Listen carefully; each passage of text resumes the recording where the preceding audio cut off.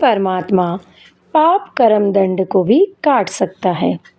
अभी तक जिस भी संत व महापुरुष से मिले उन्होंने यही बताया कि पाप कर्म फल भोगने से ही समाप्त होगा। वह प्रभु कौन है?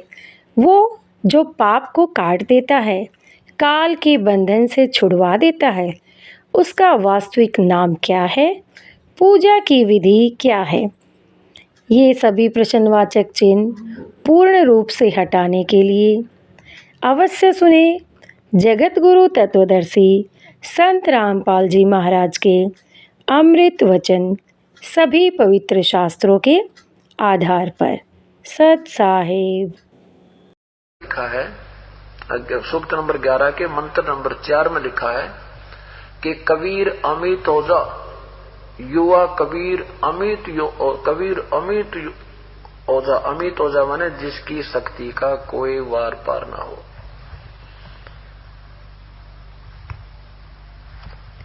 परमानंद अलख अविनाशी शंख बुझा सहलाना, खालिक बिन खालिक नहीं संतो सतगुरु को कुर्बाना। सवेत छत्र सिर मुकुट विराजय पीतांबर पट माही, कोटिक रीति सिद्धि आगे ठाडी अवगत अलख गुसाई। ये सिद्धियां उस परमात्मा के सामने तो असंख्यों पड़ी हैं, जो यहाँ 8 और 9 सिद्धियां वाले भगवानों को, और इनमें से एक ही लोना कोई संत प्राप्त कर ले, उसी को तुम ऋषि और महर्षि मानकर उसके ऊपर आश्रित हो जाते हैं। उस परमेश्वर के अंदर बहुत शक्ति है। कोटिक ब्रह्मा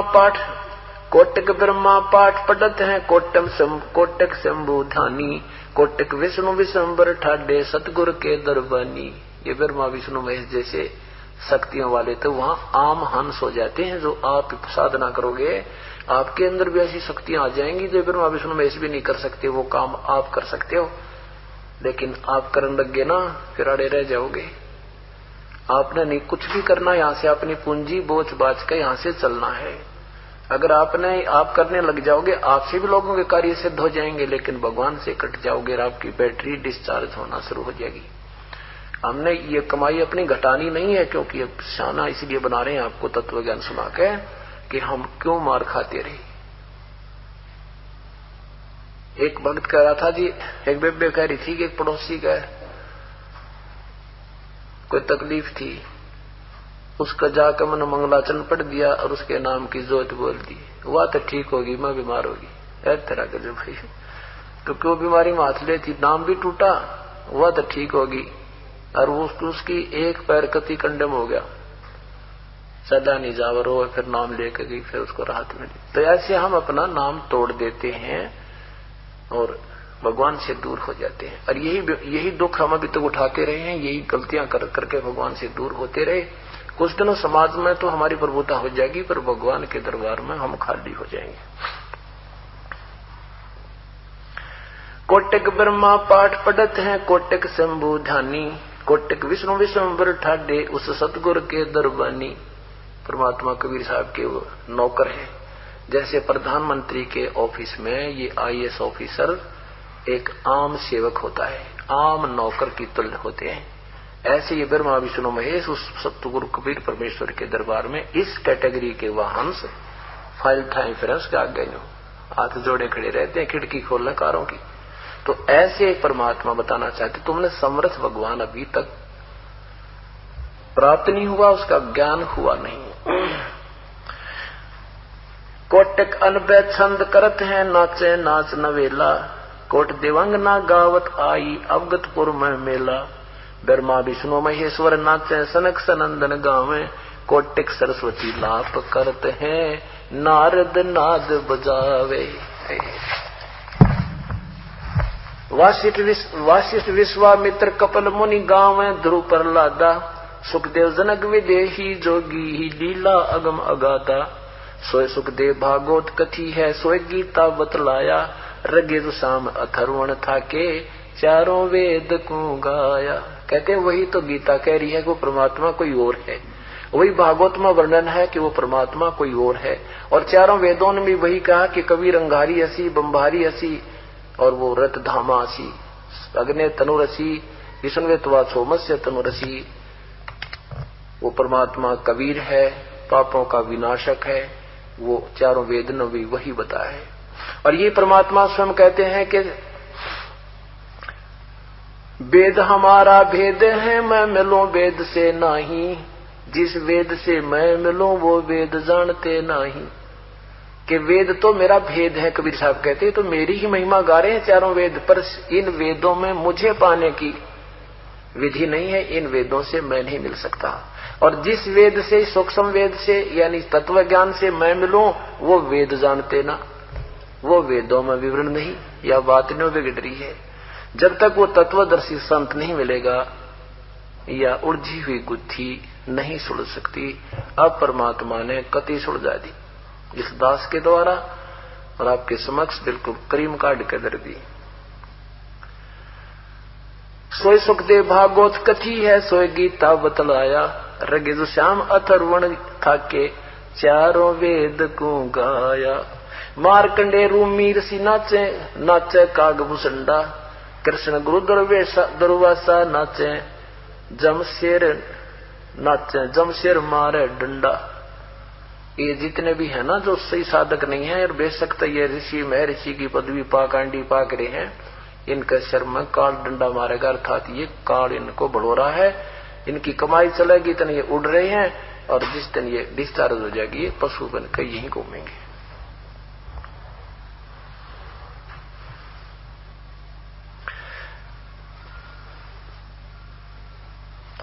गोपीचंद भरतरी गोरख दत्त गोपीचंद भरतरी सुल्तानी बाजीदा, उर्दमुखी कुएं में लटके पहुंचे जान फरीदा।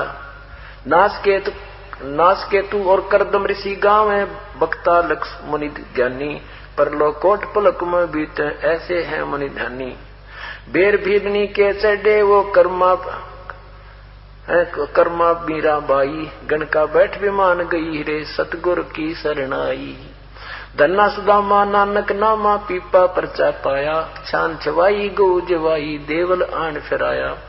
रैदास रसायन माते रहते, सुनते दादू ताना, जिनके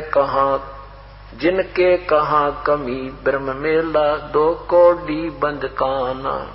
काना कस्ते सुन में बसते, संत विवेक की बीना, और बैठ चौपटे कृतम करते, आत्म का रोजीना।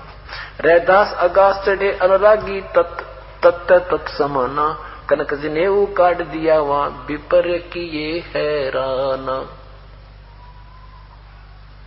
संख असंख्यों संत विराजे, वार पार नहीं अंता, अवगत पुरुष कबीर भजोरे, है दुल्हा मैं मनता। सकल सरोमणि है दिलदाना, मगन मुरारी मौला, दास गरीब जहां रंग राते, उज्जवल भावर है धोला। अब ये सारी क्रिया बताकर बताते हैं कि पूर्ण परमात्मा कबीर साहब सारी सृष्टि के रचनहार हैं, और जब हम सद्भक्ति करते हैं तो परमात्मा हमारे संग होता है। और उन जैसे आदरणीय रविदास जी पहले श्री रामानंद जी के शिष्य हुए, क्योंकि रामानंद जी पहले अन्य जाति वालों को नाम नहीं देते थे, परमात्मा कबीर साहब ने उनकी पूरी फड़क काटनी थी, और जिस कारण से वो फिर अन्य जाति वालों को नाम देने लगे, तो रविदास जी को पहले रामानंद जी से ही नाम दिलाया, क्योंकि उस समय श्री आदरणीय रविदास साहिब जी चरमकार जाति से थे। आज से 600 वर्ष पूर्व चरमकार जाति को बहुत हे मानते थे, और परमात्मा ने यही देखने के लिए कि महर्षि जी ये पक्के हैं कच्चे, तो स्वामी जी से रविदास जी को वहां से नाम दिलाया। और फिर उसके बाद कुछ दिनों के बाद स्वामी जी ने कह दिया था कि भी मैं किसी का गुरु नहीं हूं, जिन उपदेश लेना ये भगवान समझो चाहे इसने वही इंसान समझो, ये परम संत है, मैं आज से बाद तुम्हारा गुरु नहीं हूं। तो श्री जिन पुण्यात्माओं को लाल की परख होगी थी, उन ब्राह्मणों ने भी, रामानंद जी के शिष्यों ने भी, और रविदास जी ने भी, पीपा जी ने भी, आदि ने परमात्मा से उपदेश कबीर साहब से ले लिया था। एक समय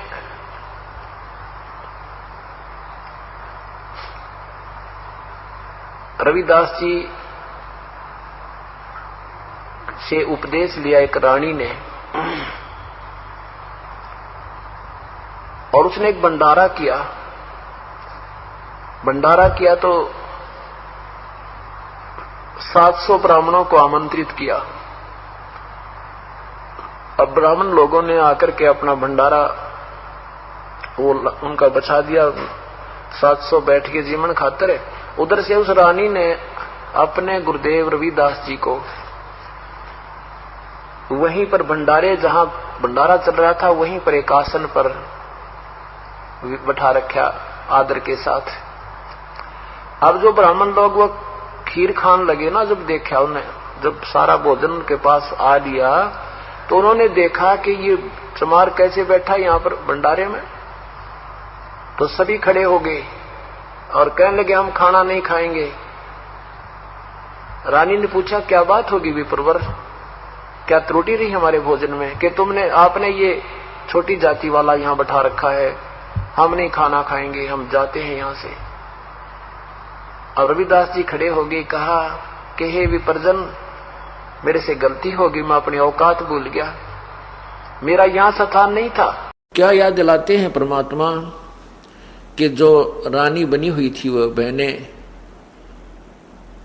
अच्छे अच्छे वस्त्र पहना करती थी, बहुमूल्य आभूषण पहना करती थी, परंतु परमात्मा याद नहीं किया।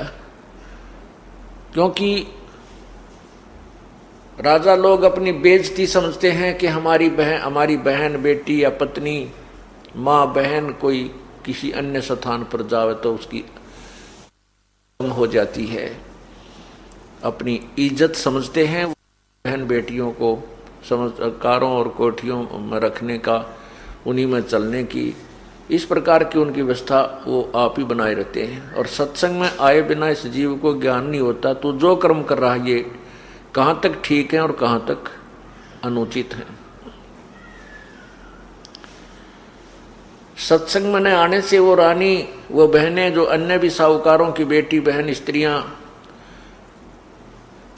जो अच्छे खाना खाया करती थी, किसमस काजू मिलाकर खीर हलवे बनाकर खाती थी, बांदियां सेवा किया करती थी, एक परमात्मा के नाम बिना, होय होय कबीर एक हरि के नाम बिना वो नार कूतिया हो, गली गली भौंकत फेरे फिर टूक न डाले कोई। वही रानी या ऊंचे घर की, जो जिसको ऊंचा घर मानते हैं हम, लेकिन संत कहते हैं ऊंचा वो है जो बुरे काम तो दूर हो, भगवान बचता हो, वो चाहे किसी जाति किसी मजहब का है। उसी को परमात्मा धनवान मानते हैं कि कबीर सब जग निर्धना धनवंता ना कोई, धनवान उसी को जानिए जिस पर राम नाम धन होए। तो वो लड़की, उस स्त्री वाली आत्मा, उस बहन वाली आत्मा फिर कुतिया बन जाती है, और कुतिया बन के उन्हीं महलों के बाहर गली में आकर के वो जन्म लेती है। सर्दी का मौसम होता है, ऊपर से वर्षा हो जाती है, ओले बर्फ गिर जाती है, और वो कुतिया, वही आत्मा जो महलों में रहती थी, पर्दों में रहती थी, भगवान की महिमा से वंचित रही, सत्संग में नहीं आ सकी, वो कुतिया बन के और गली में लेटी हुई है, जो गद्दों पर विश्राम किया करती थी। अब भूख लगती है, जो काजू और किशमिश के हलवे जूठे छोड़ा करती थी, बांदियां खाया करती थी, आज वही कुतिया बनकर वही आत्मा जो भगवान नहीं बजा करती थी, झूठे टूक के लिए तरस रही है, छोटे रोटी के झूठे टुकड़े के लिए तरस रही है। कहते हैं वो फिर वहां जाती है सरायों में, पहले धर्मशालाओं के अंदर अतिथि गण आते जाते थे, रुकते थे, अपनी रोटियां लाते थे वहां। तो वहां कहते हैं उस सराय के सामने खड़ी होकर वह रानी वाली आत्मा, और वहां शोर मचा रही है, हु कर रही है टूक के लिए। कुत्ता सामने बैठा होता है, खाना खाने वाला आहार कर रहा है, अपनी रोटी खा रहा है, और कुत्ता या कुतिया जो सामने बैठी है वो एक टूक के लिए ऐसे देखती रहती है, शायद अभी तेरी तरफ कोई ये फेंक दे, सही अभी एक टूक तेरी तरफ फेंक दे, ऐसे देखती न्यू देखते रहती, ऐसे जैसे अब आया है। लेकिन वो तो उसकी मर्जी है, कब याद आओ उसके, अभी सामने कुत्ता बैठा टूक डाल, देखो ना डालूं, एक आधा ऐसा निकम्मा वो खा कर रोटी झाड़ कर छालना चाल पड़े, टूक भी ना डाले। तो कहने का भाव ये है कि ये दुर्गति उस नादान आत्मा ने क्यों करवा ली, क्योंकि वह सत्संग में नहीं आई, संतों का संग नहीं किया, परमात्मा के महिमा से वंचित रही। उसने अपने उसी काम को श्रेष्ठ माना जो उस भवनों में उनको, उस महल में, उस जेल में उनको सुनने को मिला था। हम उनको तो वो भवन मान रही थी, संत उनको जेल मानते हैं। वो तो कैद हैं ये ऐसे उच्च घरों की लड़कियां, औरतें जो अपने आप को उच्च मानती हैं। और परमात्मा की महिमा ना सुनने से क्या कहते, नक बेसर नक पवणी पर थी हार हमेल, सुंदरी से कुतिया बणी देख परमात्मा के खेल। देखो साहिब के खेल।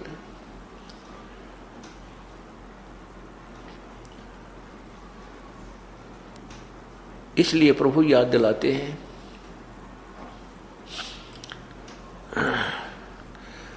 और बात तेरे काम न आवे तू संतों शरण लाग रे, के सोवे गफलत में बंद जाग जाग नर जाग रे, जाग जाग नर जाग रे। और बात तेरे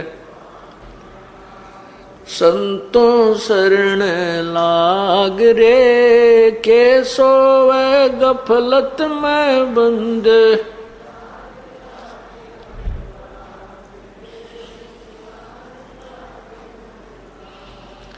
इस तन सरायम जीव मुसाफिर करता रहे दिमाग रे, तन सरायम जीव मुसाफिर करता रहे दिमाग रे, रात बसेरा कर ले डेरा चले सवेरा त्याग रे, चले सवेरा त्याग रे। और बात तेरे काम न आवे, के सोवे गफलत में बंदे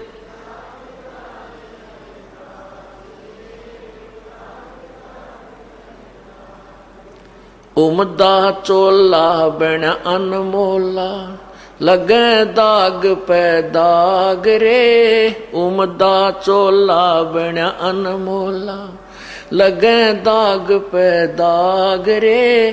दो दिन की गुजरान जगत में क्यों जले बिरानी आग रे, जले बिरानी आग रे। और बात तेरे काम न आवे, के सोवे गफलत में बंद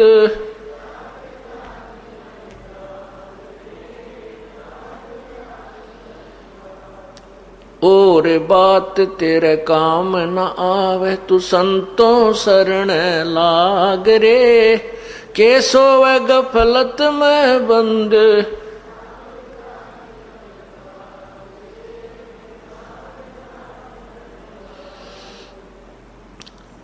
और बात तेरे काम न आवे तू संतों शरण लाग रे, के सोवे गफलत में बंद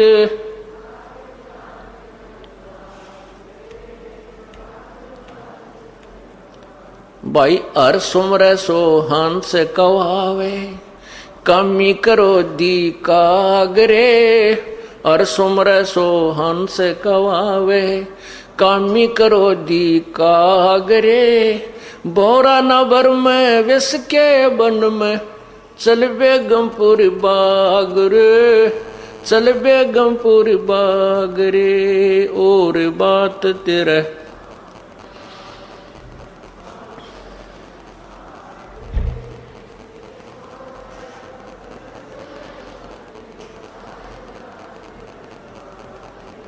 जाग जाग नर जाग रे, और बात तेरा काम न आवे, संतों शरण लाग रे, के सोवे गफलत में बंद, जाग जाग नर जाग रे, जाग जाग नर जाग रे।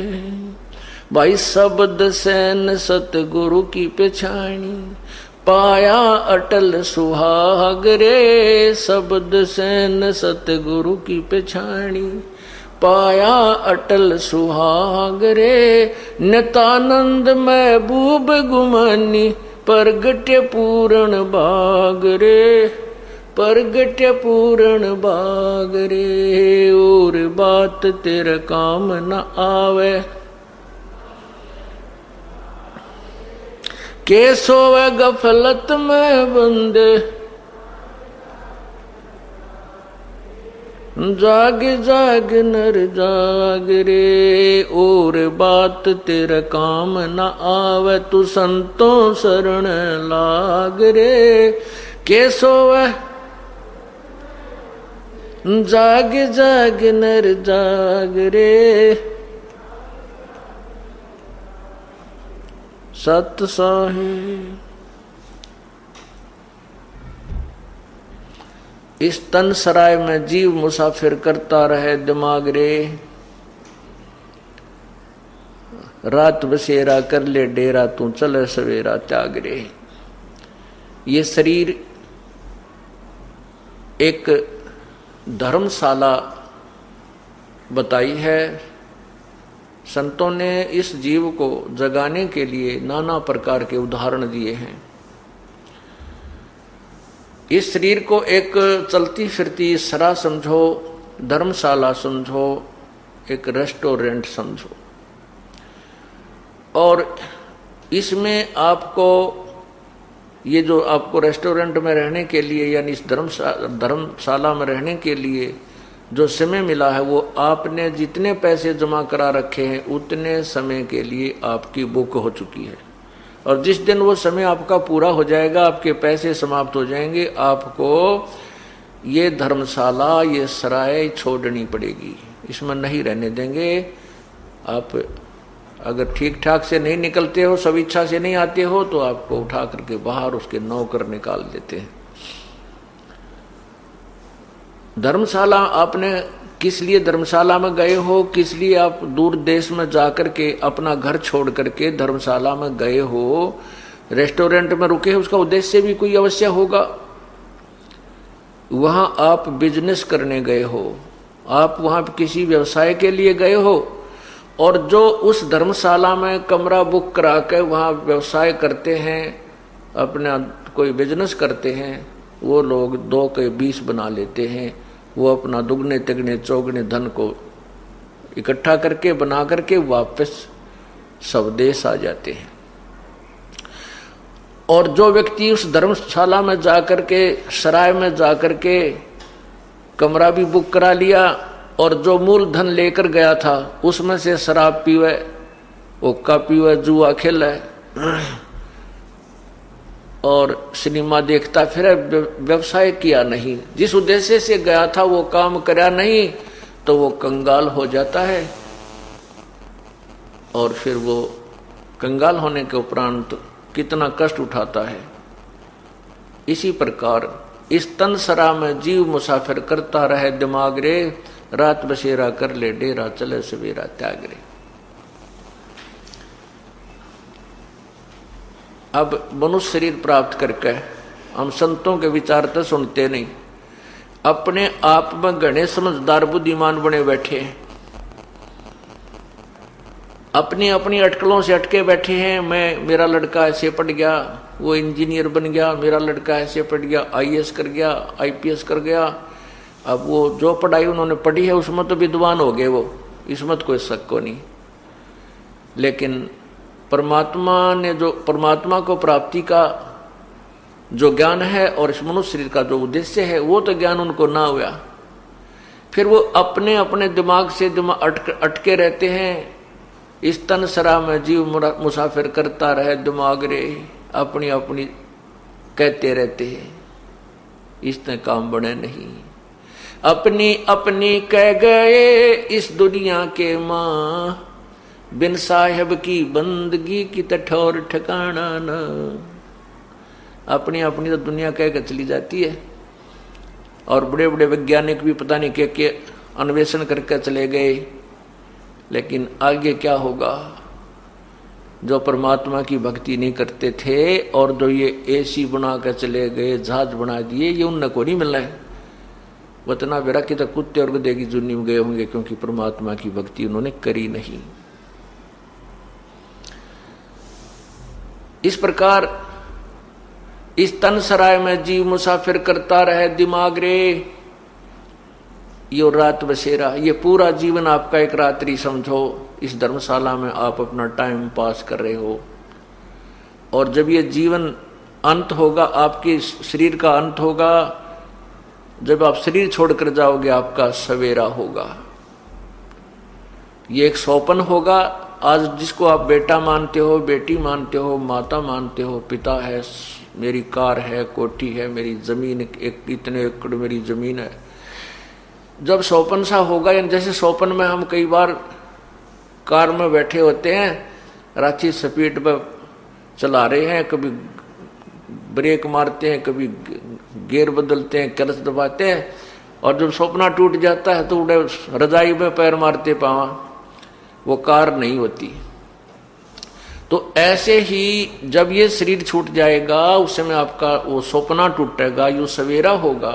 फिर आप सोचोगे कौन था मेरा बेटा, कौन थी मेरी कोठी, आपको याद भी ना होगी कौन थी। फिर तो वो यम के दूध दिखाई देंगे, ऐसी बूंदी आग करती, जिसके देखते कालजा पाटा भूल जाएगा सब कुछ। मैं कौन था, कितना आया था, मैं राजा था या कोई सेठ था या गरीब था।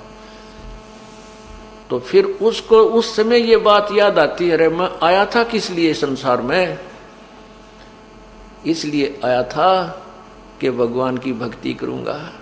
वो तो की नहीं, ये सारा जीवन मेरी बकवादा में खो दिया। इस जीव को फिर धर्मराज के सामने, उस न्यायाधीश के, प्रभु के न्यायाधीश के समक्ष खड़ा कर दिया जाता है। वो न्यायाधीश धर्मराज पूछता है कि सुना भाई, दिखाओ तुम्हारे इसकी गठड़ी खोल कर देखो, देखो ये क्या कुमा के लाया है, कितना पुण्य और कितने पाप हैं इसके। तो वहां तो कहने की देर ही है कि उसी समय उस आत्मा की एक फिल्म चल पड़ेगी। तो वो क्या देखते हैं, धर्मराज कहता है, अरे नालायक, जब तू यहां से गया था क्या कह रहा था कि हे भगवान मुझे एक बार मनुष्य शरीर दे दो, मैं आपकी भक्ति करूंगा, परमात्मा बजा करूंगा, कोई बकवाद नहीं करूंगा, ना शराब मांस तम्बाकू नहीं पीऊंगा, चोरी ठगी जारी नहीं करूंगा, मैं नेक नीति से आपको याद किया करूंगा प्रभु। और अब क्या करके आया है तू देख। उसके एक फिल्म चला दी जाती है, वहां पर गवाह की जरूरत को ना भगवान को, परमात्मा को वहां पर किसी एविडेंस की आवश्यकता नहीं है। एक फिल्म जो हमारे यहाँ, जैसे हम जितने भी कर्म करते हैं, एक फिल्म हमारे कंप्यूटर अंदर मस्तिष्क में एक परमात्मा ने कंप्यूटर फिट कर रखा है जीव के अंदर।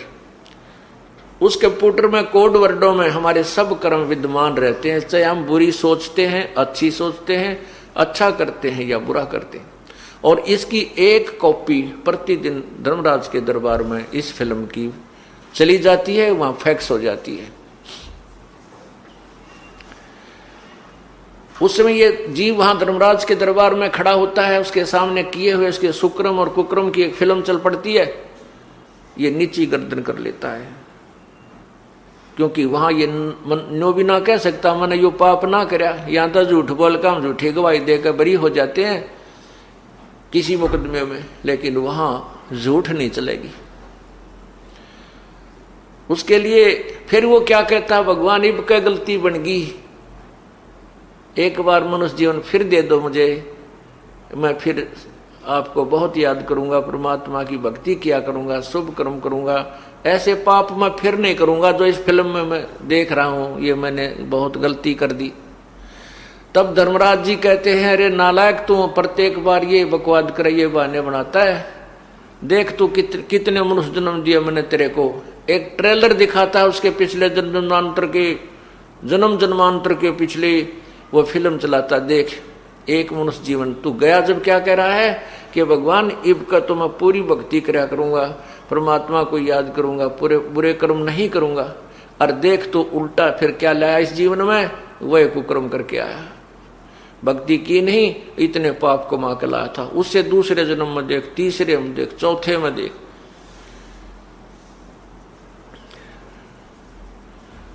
फिर उसको कहते हैं कि चल बेटा अब तो तू गधा बन, फिर कभी तुझे मनुष्य शरीर प्राप्त होगा, फिर देख लेंगे के कला तोड़ेगा तू। पुण्यात्माओं, आज हमें यह मनुष्य शरीर मिला है। सभी सदग्रंथ और सभी संतों की जो विचार हैं जिन्होंने परमात्मा पाया है, वो सभी ये कह रहे हैं कि मानुष जन्म दुर्लभ है भाई, मिले न बारंबार। और जैसे तरवर तो पत्ता टूट जाओ फिर नहीं लागे डर।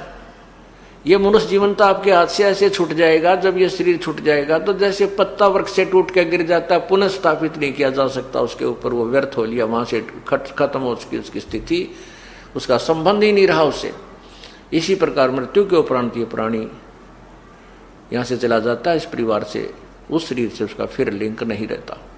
फिर तो कभी फिर मनुष्य जीवन उसको प्राप्त होगा, और फिर ना क्या पता कोई संत मिले ना मिले, कोई तत्वदर्शी संत मिले, और मनुष्य जीवन भी हो जाए, तत्वदर्शी संत ना मिला तो फिर डले ढोकर चले गए, फिर भी ये व्यर्थ रहा।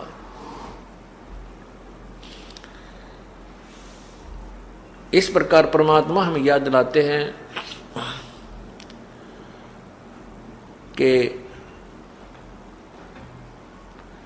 उमदा चोला बना अनमोला, ये लगे दाग पे दाग रे, या 2 दिन की गुजरान क्यों जला बिरानी आग रे। बिरानी आग, बिरानी आग कैसे जल रहे हैं, और दाग पर दाग कैसे लग रहे हैं। हम अपने स्वार्थवश ऐसा घिनौना कर्म कर देते हैं, किसी की का डाका मार लेते हैं, कोई और घटिया कर्म कर लेते हैं पैसे कमाने के लिए, किधर मिलावट कर देते हैं। परमात्मा के पास एक बहुत ही सेंसिटिव बैलेंस है, बहुत ही जो त्रुटि रहित एक तुला है, उसके अंदर वो तोलता रहता आपके जो जैसे भी कर्म आप करते हो, और फिर उन किए हुए पापों का आपको परिणाम भोगना पड़ता है। एक व्यक्ति उच्च अधिकारी था, उसने एक उच्च पुलिस अधिकारी था, उसके पास एक विधवा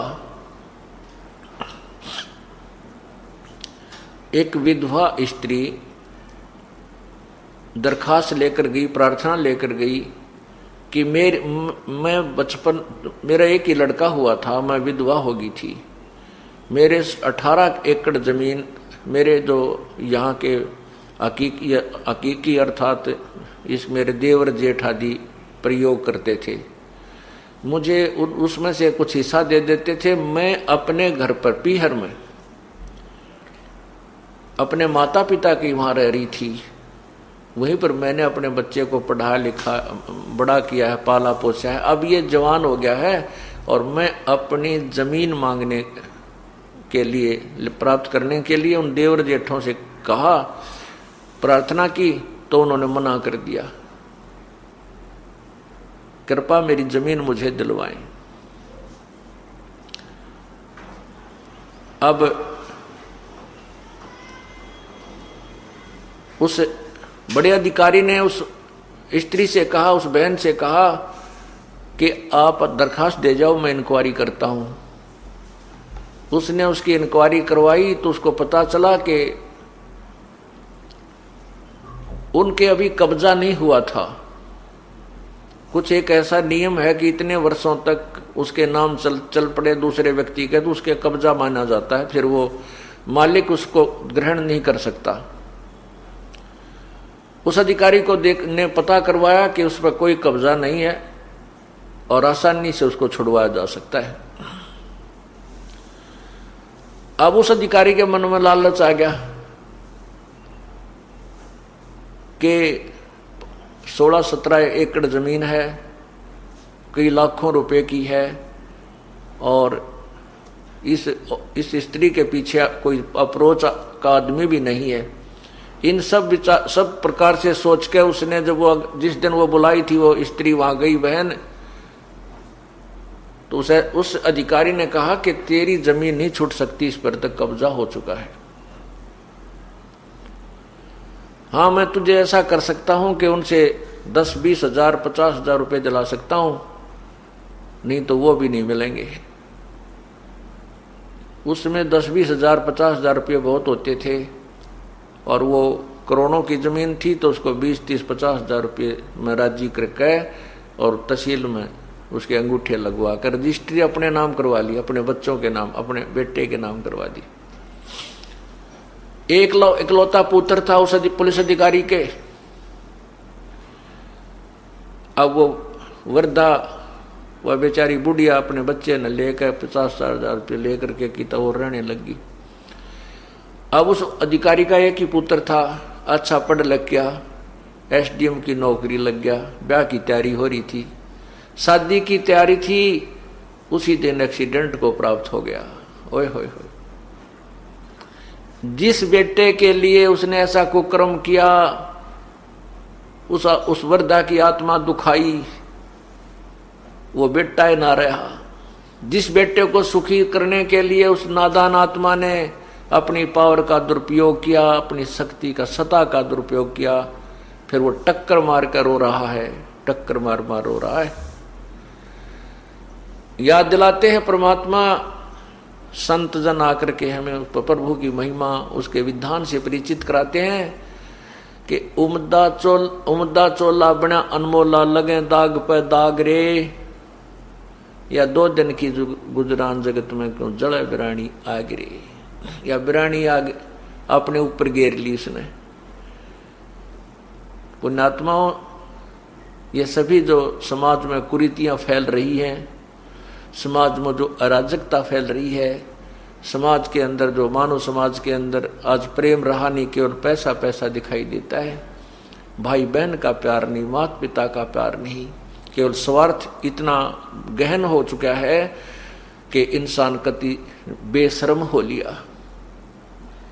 इसका यही कारण है कि उसको तत्व ज्ञान नहीं है, वह भगवान से के विधान से पूर्ण परिचित नहीं है, वो सत्संग में नहीं आता है। जो इंसान सत्संग में आएगा उसको परमात्मा के विधान से विधान का ज्ञान होगा, फिर वो गलती नहीं करता।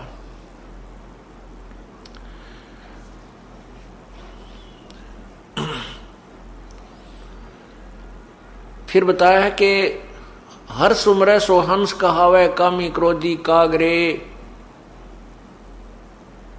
हर सुमरे सो हंस कहावे, कामी क्रोधी कागरे, और भौरा ना भर में विष के बन में चलबे गमपुर बागरे। परमात्मा की भक्ति करता है उसे भक्त कहते हैं। हर सुमरे सो हंस कहावे, कामी क्रोधी कागरे।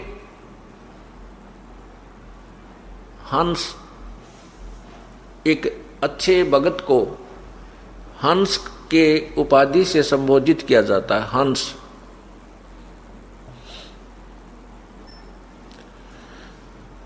हंस किसे कहते हैं? एक पक्षी होता है हंस, सफेद बुगले जैसा ही होता है, और उस हंस के अंदर एक गुण होता है कि उस किसी पात्र में आप दूध और पानी जल मिलाकर डाल दीजिए, हंस जब दूध को उसको पिएगा तो दूध को पी लेता है और जल को छोड़ देता है, दूध और पानी को भिन्न भिन्न कर देता है। दूध और पानी का छान लेता है, यानी अच्छी वस्तु को ग्रहण कर लेता है, जो उसको आवश्यक नहीं उसको छोड़ देता है, पात्र में रह जाती है। एक ऐसा परमात्मा की दया से उसके अंदर गुण है, वैसी उसके शरीर की व्यवस्था प्रभु ने बनाई है। और हंस में दूसरा गुण ये होता है कि वो एक ही सरोवर पर बुगला भी होता है, जो मछलियां खाता है, कीड़े खाता है, घोंघे खाता है, और उसी पर वो बुगला भी होता है। दोनों का शरीर एक जैसा है, पक्षी दोनों ही हैं, लेकिन हंस मोती खाता है, मछली घोंघे और कीड़े नहीं खाता। ये दूसरी पहचान है, उसको हंस कहते हैं। इसी प्रकार ये मनुष्य शरीर उसका भी है, जो चोरी करता है, डाके करता है, मारता है, ठगी करता है, 2 के 20 बनाता है, रिश्वत लेता है, शराब पीता है, मांस खाता है, जीव हिंसा करता है, वो भी मनुष्य है। और जो सत्संग में आते हैं, बुराई से दूर हो गए हैं, परमात्मा की राम नाम की मोती ही उनको अच्छी लगती है, परमात्मा की महिमा ही उनका आहार होता है, वो बुराई नहीं कर सकते, ये उनका पहचान होती है। उन्होंने दूध और पानी को छान लिया है, उनको नीर खीर को छान लिया उन्होंने, वो हंस कहलाते हैं, वो भक्त कहलाते हैं। जैसे आपने नीर खीर को कैसे छाना है कि भक्ति नहीं करेंगे तो हम दुर्गति को प्राप्त हो जाएंगे, मनुष्य शरीर बार बार नहीं मिलेगा, और मनुष्य शरीर नहीं मिलेगा तो अन्य प्राणियों में हमें बहुत कष्ट होंगे। जैसे अभी आपने सुना कि एक कुत्ता, वो वही मनुष्य, वही आत्मा जो पहले मनुष्य थी, फिर कुत्ता बनकर कितना कष्ट उठाती है। तो ये दूध और पानी जिसने छान लिया, वो फिर राम नाम के मोती खाता है, ये शराब मांस तमाकू आदि घोंघे नहीं खाता। अंसा से अंसा देश सुदेश का यो पड़ा कुदेशों आए, जिनका चारा मोतियां वो घोंघों क्यों पतियाए। ये हंस, ये आत्मा उस सुदेश यानी अच्छे देश से आई हुई है, सत्यलोक से, और कुदेश में आके गिर गई इस काल के लोक में अपने कर्म के आधार पर, अपनी कमजोरी के कारण ये इस काल के कुदेश में आके गिर गई। और फिर कहते हैं जिनका चारा मोतियां वो घोंघों क्यों पतियाए। जिनका चारा हंसों का मोती खाना है वो घोंघे नहीं खाते। घोंघे आपने देखे होंगे शंखले से होते हैं, छोटे छोटे में कीड़े होते हैं, मांस सा भरा होता है, ये बुगले तो उनको खाते हैं लेकिन हंस नहीं खाता उनको। और ऐसी एक सीप होती है, शंख जैसी एक सीप होती है, उसके अंदर से मोती निकलते हैं, वो मोती खाते हैं, उस शंख के मांस को नहीं खाते। तो इसी प्रकार जो आत्माएं परमात्मा की प्यारी आत्मा है, जो किसी जन्म में प्रभु के संग, जैसे आज से 600 साल पहले परमात्मा स्वयं आए थे कबीर परमेश्वर जी, और उस समय 64 लाख उनके शिष्य हुए थे, हिंदू मुसलमान कोई भी जिस धर्म से संबंधित थे सभी। अब वो आत्माएं भक्ति में लगी हुई हैं, वो कई जन्मों से, कई युगों से भक्ति करती हुई आ रही हैं, और उनको परमात्मा कोई ना कोई कारण बना के अपने चरणों में लेकर फिर इनसे कोई अच्छे शुभ कर्म करवा जाता है। और अब जो भक्ति काल शुरू हुआ है, अब उन पुण्यात्माओं को पार किया जाएगा। तो ये बताना चाहते हैं कि जो अच्छी आत्माएं हैं उनका आहार है परमात्मा की भक्ति करना, शुभ कर्म करना, अच्छे विचार रखना, किसी की आत्मा ना दुखाना, झूठ नहीं बोलना, ये उनका आहार है। ये मोती है, राम नाम की मोती का सुनना, उस राम नाम की महिमा सुनना, प्रभु की महिमा गुणगान करना और उसके मंत्र का जाप करना, रूपी मोतियां वो उसको रुचिकर होती हैं, ये उसका आहार है। तो वो घोंघों नहीं पतियाए, घोंघों माने वो अन्य बुराई नहीं करते, शराब वो नहीं पीवे। चाहे कितना ही बुराई करने वाला व्यक्ति, चाहे शराब पीवा था, मांस खाया करता, चाहे चोरी ठगी और भी बकवाद कुछ भी करता था, वो आत्मा पहले जन्म में भगवान की भक्ति जो कर रहे थे वो तुरंत बुराई त्याग जाते। उनको अच्छी नहीं लगती, फिर वो बहुत बुरी लगती है। बीड़ी से भी बांस आती है, शराब कोई दूसरा भी पीता, उस कमरे में नहीं बैठ सकते। और मांस पहले बेशक वो खाते थे, और इस राम नाम के ज्ञान को सुनने के उपरांत, ये भक्ति शुरू करने के उपरांत उस मांस को खाते हुए को देखकर उसको उल्टी गिरने को हो जाएगी। तो यहां बताते हैं कि जिनका चारा मोतिया वो गोगियों के उपतियाएं, जिनका आहार राम नाम की मोती खाना, तो वो उन गोगे नहीं पतियाएंगे, ना किसी की निंदा चुगली सुनेंगे, ना उनकी बातों में आनंद आओ जो भगवान की चर्चा नहीं करते। जिसके अंदर भक्ति प्रवेश होगी ये तत्व ज्ञान के आधार से, वो चाहे कितना प्यारा रिश्तेदार हो, वो भी आपने बुरा तो नहीं लगेगा, लेकिन उसके साथ बात करना जी घड़ी को ना करे। ज्यादा समय तक उससे आप बात नहीं कर सकते, क्योंकि उसके अंदर जो बात निकलेंगी वो आपको स्वीकार्य नहीं होती, आपकी उसकी तालमेल मिले को नहीं। आप चाहोगे कोई भक्ति की चर्चा करे, वो उठा के लाओगा, मेरा लड़का न्यू हो गया, उस लड़का ने उसके इतने नंबर आ गए, इबका उसको वहां दाखिला दिवाऊंगा, एक बात क्या रट्टा 1 घंटे तक लगा रहे। अब उस रिश्तेदार को ये भी नहीं कहा जा सकता भाई तू चला जा यहां से, वो तो 1 दिन रुक गया, 2 दिन उसकी मौज है। लेकिन अब आप उसकी पहले की तरह सुर में सुर नहीं मिला सकते। पहले हम क्या करते थे, पहले रिश्तेदार अपनी गाथा गाता, वो बंद हो जाता जब हम अपनी सुनानी शुरू कर देते हैं, फिर कोई और बात चल पड़ती, फिर कहते ले आ बोतल गुट्टी लावांगे, यानी वो बकवाद बाया करती थी। अब राम नाम शुरू होने के बाद ये ज्ञान प्रारंभ हो गया, ये भक्ति शुरू कर दी, तो फिर हमने उनकी बातें अच्छी नहीं लगती, ना वो शराब पीवें हम, ना उनका सहयोग दें। पहले तो वो रिश्तेदार कुछ देर तक ऐसे बातें लगाएगा, फिर जब आप समझ जाओगे कि यो मेरी बात सुनता नहीं, उसके लिए क्या तरीका है उस रिश्तेदार को चुप कराने का, भगवान की चर्चा शुरू कर दे।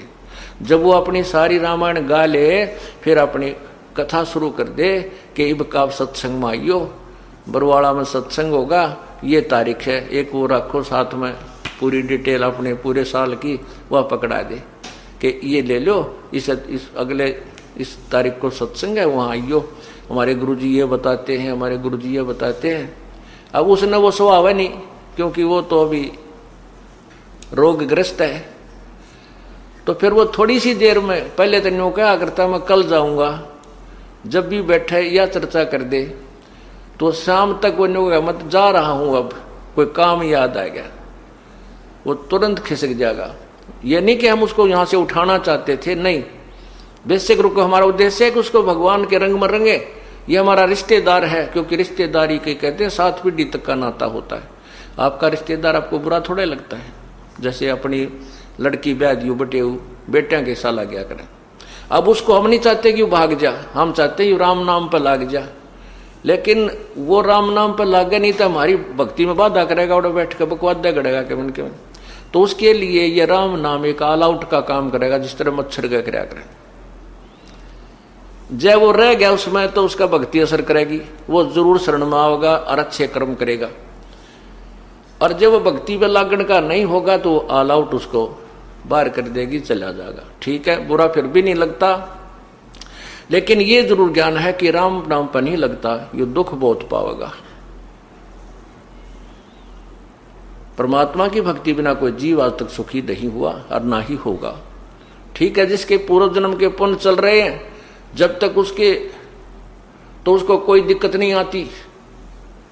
जैसे बसंत ऋतु होती है, बसंत ऋतु के अंदर ना गर्मी होती है ना सर्दी होती है, तो वो बसंत ऋतु जो है उसमें यदि व्यक्ति बगैर मकान बनाए और बगैर किसी मोटे पतले वस्त्र के अगर सिंपल से वस्त्र में भी बाहर लेट रहा है, वहीं खाना बना रहा है, वहीं रह रहा है, तो वो ये सोचता है कि मैं बिल्कुल ठीक हूं।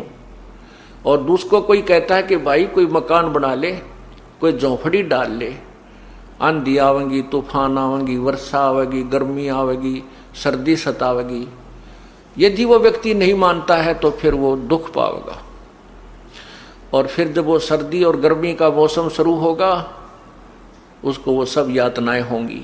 इसी प्रकार जिन प्राणियों के आज पुण्य चल रहे हैं, उनके पास कार भी है, कोठी भी है, बढ़िया उनकी अच्छी नौकरी है, कोई राजा बना है, कोई मंत्री बना है, कोई कुछ बना है, उनको हम कहते हैं भाई राम नाम की झोपड़ी डाल ले, ये बसंत का मौसम सदा नहीं रहेगा, ये पुण्य कर्मों रूपी बसंत सदा नहीं रहेगा, ये पाप रूपी कर्मों की गर्मी भी आवेगी जेठ की, और उस समय तुझे लेने के देने पड़ेंगे। तो वो नहीं मानता है तो उसको वो कष्ट उठाना ही पड़ेगा। ठीक इसी प्रकार हम अपने हर व्यक्ति को, भाई को, बहन को, रिश्तेदार को, अपने मित्र को यही समझाने की चेष्टा करते हैं कि राम नाम पर लग जा, नहीं तो बहुत दुख आओ, तुझे दुख होंगे, कष्ट होंगे। वो कहता है मैं मौज माच रही है मेरी, तो क्या दिक्कत है, सब ठीक है। लेकिन ये सदा नहीं रहेंगे। परमात्मा कहते तू जाने मेरी ऐसे डबेगी, हरदम लेखा भरना रे। ये तो एक एक श्वास का हिसाब किताब है। तो इस प्रकार परमात्मा के नाम पर हमने अपनी क्रिया को सुचारू रखना है।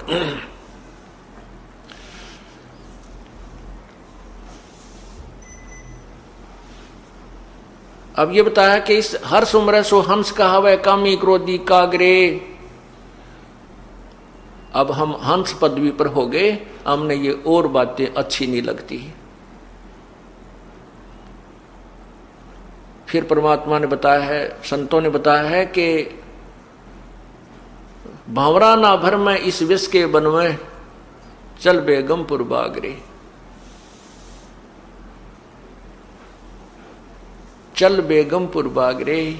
अब ये जो सत्संग शुरू होगा इस बेगमपुर के ऊपर होगा, शेष जो सत्संग होगा। बेगमपुर किसे कहते हैं? जहां कोई गम नहीं, कोई दुख नहीं, बेगम। वो सतलोक,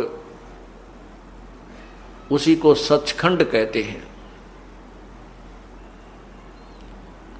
भंवरा कहते हैं इस आत्मा को, इस जीव को भंवरा कहते हैं। ये इस काल लोक रूपी बाग में, विष के वन में, इन विषय विकारों के वन में घूम रहा है। कभी कोई चस्का ले रहा है, कि तो गुट्टी लाने का, कि तो हुक्का पीने का, कि तो सुल्फा खाने का पीने का, कि तो अफीम खाने का, और कि तो सिनेमा देखने का, कि तो और बकवाद करने का। कहते हैं भंवरा ना भर में इस विष के वन में, इस जहर के वन में मत घूमे, चल बेगमपुर बागरे। बेगमपुर उस लोक में, पुर माने स्थान, बेगम जहां कभी कोई गम नहीं, कोई दुख नहीं। शंखों लहर मेर की उपजे, कहर नहीं जा कोई, दास गरीब अचल अविनाशी, सुख का सागर सोई। जिस लोक में कोई दुख नहीं, कोई कहर नहीं, सभी लहरें वहां पर मेहर की उपजती हैं। जिस प्रकार जीवन में दिन में या 2-4-10 दिन में कभी एक बार एक ऐसी थोड़ा सा समय आता है, इतनी दया भर जाती है दिल में, कोई भी बुरा नहीं लगता। किसी से कोई लड़ाई झगड़ा या द्वेष, शत्रु को भी ऐसा दिल करे जानो इनको माफ कर दे, क्या ले जाना है संसार से, चले जाएंगे यहीं, ये सब छोड़ जाएंगे। लेकिन वो लहर जो मेर की जो हिलोर होती है वह थोड़ी सी देर की होया करती है यहाँ, क्योंकि आप हिसाब ला लो, इतनी देर की जो वह दया की लहर थी वो कितनी सुखदाई थी। पूरा शांत, शरीर शांत हो जाता है, इतनी शांति होती है। उसके जाते ही वो फिर ज्यों की त्यों मच्छर से लड़ने शुरू हो जाते हैं। वो न्यू कर दूंगा, वो न्यू कर दूंगा, वह कोठी बनाऊंगा, उससे इतना लेना है, उसके इतने देने हैं, वहाँ ये हो गया, वो टोटा हो गया। यानी इस तरह के ये फिर हमारे ऊपर ये मच्छर से लड़ने प्रारंभ हो जाते हैं, ये पीड़ाएं प्रारंभ हो जाती हैं। लेकिन उस सतलोक के अंदर वो ऐसी मेहर की लहर सदा रहती है। शंखों लहर मेहर की उपजे, कहर नहीं जा कोई, दास गरीब अचल अविनाशी, सुख का सागर सोई। वो चल बेगमपुर बागरे।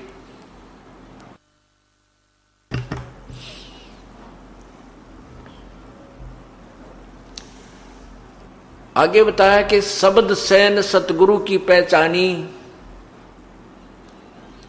पाया अटल सुहागरे।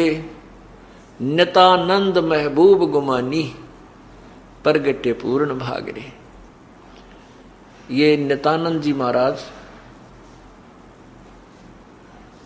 ब्राह्मण परिवार में, ब्राह्मण कुल में इनका जन्म था। इनका बचपन का नाम नंदलाल था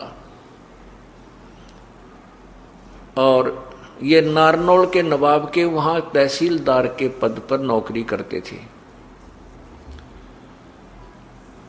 इनके माता पिता मर चुके थे। नाना नानी ने इनकी परवरिश की थी। इनके नाना जी जो है वो बीरबल खानदान से थे, जो बीरबल अकबर के आप किस्से सुना करते हैं, उस बीरबल खानदान से के ब्राह्मण थे और नारनौल के नवाब के वहां किसी ऊंच पद पर विराजमान थे। उसने ही अपने दोते को वहां तहसीलदार लगा रखा था। नित्यानंद जी की शादी होगी थी। एक दिन ऐसे परिवर्तन आता है जीवन में। एक संत थे गुमानी दास जी, वो वैष्णु साधु थे, विष्णु जी के उपासक थे। उन्होंने ऐसे ही जहां नित्यानंद जी अर्थात ये नंदलाल तहसीलदार जी अपने मकान में रहा करते थे, उसके साथ में किसी के घर में सत्संग था। अब वो तो उस समय पहले तो ब्राह्मण, ऊपर तो फिर इतनी बड़ी पोस्ट तहसीलदार। आज तो डीसी को भी इतना महत्व नहीं है, पहले तहसीलदार को इतना महत्व हुआ करता था। तो दूसरे के घर में जाओ तो अपनी बेइज्जती माने। उधर से परमात्मा की महिमा के वचन उसके कानों में गिरे, क्योंकि वो पुण्यात्मा थी।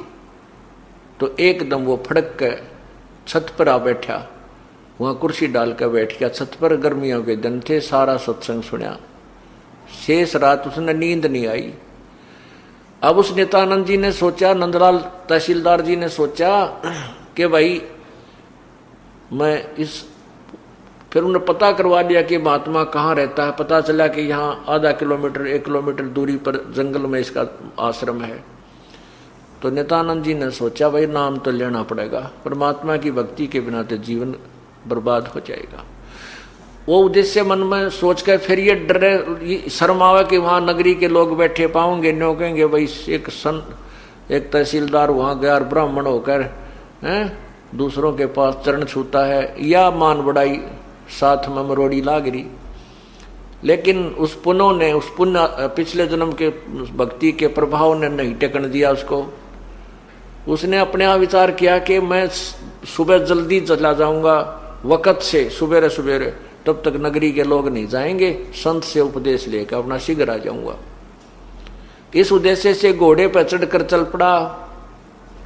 उधर से वही संत जी जिसने सिर पर उस्तरा फिरवा रखा था, कचकोला कढ़ा रखा था पूरा, और वो एक शरीर पर केवल एक तहमंद बांधे हुए, गर्मियों के दिन थे, अपने आश्रम से घूमने के लिए रस्ते रस्ते दूर आ रहा था। उधर से ये तहसीलदार नंदलाल जी जा रहे थे घोड़े पर बैठ के, ब्राह्मण थे। अब उसने देखा नंदलाल जी ने कि सामने एक व्यक्ति आवे, कति उस तरह फिराए। तो पहले सौन कसौन ज्यादा, सुकन अपसुकन गणे मान्या करते हैं ब्राह्मण लोग, तो गणे बहुत ज्यादा।